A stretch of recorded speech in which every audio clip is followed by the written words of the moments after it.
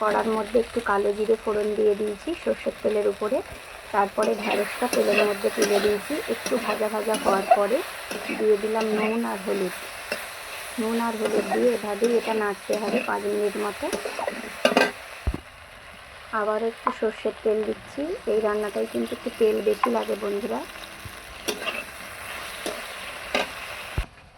এখানে কাঁচা লঙ্কা আর সর্ষে আমি বেটে নিয়েছি শিলনোড়ায়। এই সর্ষে বাটা দিয়েই আজকে ঢ্যাঁড়সের ঝাল বানাবো।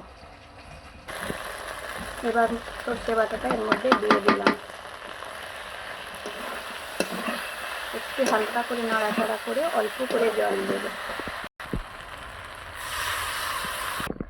হালকা করে একটু চিনি ছড়িয়ে দিচ্ছি। চিনিটা আপনারা নাও দিতে পারেন, এটা আমি দিলাম একটু স্বাদটা ব্যালেন্স হওয়ার জন্য। ঢ্যাঁড়সের ঝালটা রেডি হয়ে গেছে। এবার উপর থেকে একটু কাঁচা সর্ষের তেল ছড়িয়ে দিলাম। তা চলো বন্ধুরা, কেমন হয়েছে অবশ্যই কমেন্ট করবে। এই যে আমার ঢ্যাঁড়সের ঝাল রেডি হয়ে গেছে। গরম গরম ভাতের সঙ্গে কিন্তু দারুণ লাগবে। তোমরাও এভাবে একবার ট্রাই করো। আর কেমন লাগলো অবশ্যই কমেন্টে জানাবে। দেখা হচ্ছে পরের ভিডিওতে।